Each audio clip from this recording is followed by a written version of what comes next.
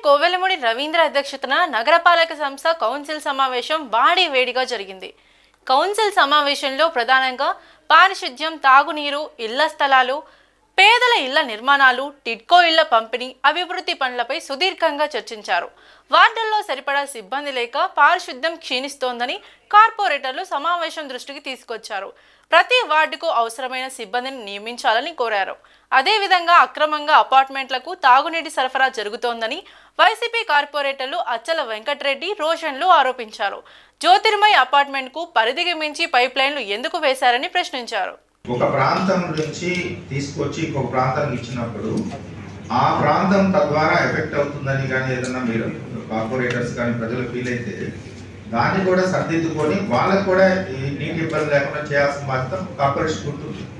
కానీ ఇప్పటి వరకు అది ఇచ్చినందువలన ఈ ప్రాంతంలో మాకు వాటర్ తగ్గాయి, ఇబ్బందిగా ఉందనేది ప్రజల నుంచి మాత్రం ఎలాంటి విజ్ఞప్తులు రాలేదు. ఒకవేళ వస్తే డెఫినెట్గా మీ అందరికి కూడా అది తెలియజేసి పరిశీలిస్తాం. మీ అందరికి తెలుసు, మనకి ఫస్ట్ క్వశ్చన్లో ఎమ్మెల్యే గారు రాలేదు కాబట్టి దానికి ఆన్సర్ ఇవ్వలేదు. నెక్స్ట్ 2 years లో అమృత్ phase 2 పథకం ద్వారా 363 కోట్ల రూపాయలు only for drinking water related projects అది వచ్చింది. నెక్స్ట్ 2 years లో కంప్లీట్ చేసుకుని ముందుకెళ్తాం. దాని గురించి ఎమ్మెల్యే గారు వచ్చిన తర్వాత మా ఇంజనీరింగ్ వాళ్ళు డీటెయిల్గా చెప్తారు.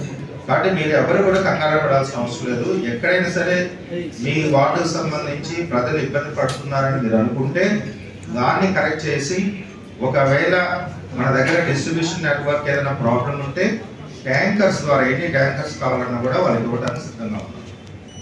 ఐటీసీ వాళ్ళు ఐటీసీ వరకు పైప్ లైన్ చేసుకున్నారు. అది మా డబ్బులు పెట్టి కట్ చేసుకున్నారు చెప్పి మీరే చెప్తున్నారు. మీరు అక్కడి నుంచి పైప్ లైన్ ఇవ్వాలి. లేదు, శ్రీనివాసరావు ట్యాంక్ ఉంది, శ్రీనివాసరావు ట్యాంక్ నుంచి మీరు వాటర్ ఇవ్వాలి. లేదంటే నలజర్ నుంచి మీరు వాటర్ ఇవ్వాలి. అసలు మీరు కోర్టు కమ్మని ఎలా ఇస్తారు వాటర్? ఏ అధికారి చెప్పారు, నేను ఏ మేయర్ చెప్పారు, ఎవరు ఏదో చర్య తీసుకోండి. ఎప్పుడో చూడండి, డిసెంబర్ 26 నీళ్ళలాగా జనాలు కొట్టుకుంటా ఉంటే మీరు డైరెక్ట్ గా పైప్ లైన్ వేసి ఒక అపార్ట్మెంట్ వాటర్ ఇస్తున్నారంటే సామాన్య ప్రజలు ఏమైపోవాలి? కమిషన్ అడిగితే నాకు తెలియకుండా పైప్ లైన్ వేశారు, దీనికి వర్కాటు లేదు, వర్కాటు చూపించండి. ఇప్పుడు కోర్టు కాంపౌండ్ నుంచి వర్కాటు చూపించండి.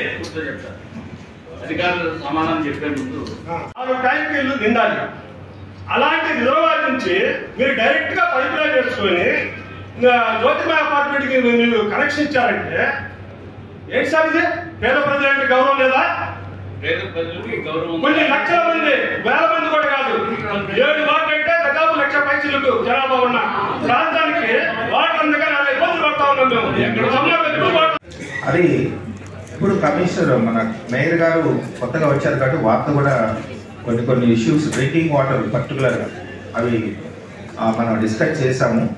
చేసిన తర్వాత దీనిలో కూడా రాబోయే రోజుల్లో ఎందుకంటే గుంటూరు పట్టణం అమరావతి దగ్గరగా ఉంది కాబట్టి ఎక్కువ హైరైజ్ బిల్డింగ్స్ రావడానికి అవకాశం ఉంటుంది కాబట్టి దాన్ని దృష్టిలో పెట్టుకొని కూడా మనము ఈ పైప్ సైజ్ ఏదైతే ఉందో అది పెంచుకోవాల్సిన అవసరం ఉంటుంది. ఆ విధంగా కౌన్సిల్లో, స్టాండింగ్ కమిటీలో, కౌన్సిల్లో కూడా రెజల్యూషన్స్ పాస్ చేసుకొని ముందుకెళ్ళడం జరుగుతుంది. కాబట్టి ఈ పర్టికులర్ అపార్ట్మెంటు జ్యోతిర్మయ అపార్ట్మెంట్కి సంబంధించి ఇది క్లారిటీ అండి. ఏది కూడా అనాథరైజ్డ్గా ఆ జ్యోతిర్మయ అపార్ట్మెంట్కి ట్యాప్ కనెక్షన్ ఇవ్వలేదు. గతంలో ఇచ్చింది కట్ చేసి ఏంటి అనాథరైజ్డ్గా చేసింది కట్ చేసి తర్వాత ఆథరైజ్డ్గా రిక్వైర్డ్ ఫీజెస్ కలెక్ట్ చేసి ఈవెన్ పెనాల్టీలు కూడా కలెక్ట్ చేసి ఆ తర్వాత మాత్రం ఇవ్వడం జరిగింది. ఇది ఉన్న వాస్తవం. కార్పొరేషన్ తరఫు నుంచి ఇస్తున్నటువంటి ఎసెన్షియల్ సర్వీసెస్ ప్రజలందరికీ చెందాల్సిన బాధ్యత కార్పొరేషన్ చూసుకోవాలి. ఈ ప్రయత్నంలో మన గుంటూరు నగరం త్వరితగతిన అభివృద్ధి చెందుతున్న నగరాల్లో ఒకటిగా ఉంది. దీన్ని దృష్టిలో పెట్టుకొని ఒకనొక టైంలో 4-5 అంతస్తుల అపార్ట్మెంట్స్ వచ్చాయంటే గొప్పగా చెప్తున్న రోజుల నుంచి ఇప్పుడు హైరైజ్ అపార్ట్మెంట్స్ కానీ బిలో పావర్టీ లైన్ ఉంది. మనకు కొన్ని గైడ్ లైన్స్ ఉన్నాయి. దాని ప్రకారం నేను పాజిటివ్ మాట్లాడాను కాబట్టి నేను మాట్లాడుతున్నాను.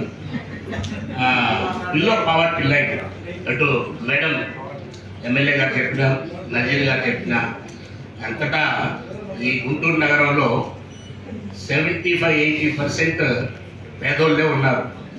సో ఆ 20-25% కట్టుకోగలిగిన వాళ్ళ గురించి సిస్టమ్ పెట్టాలా లేదనేది ఇక్కడ క్వశ్చన్.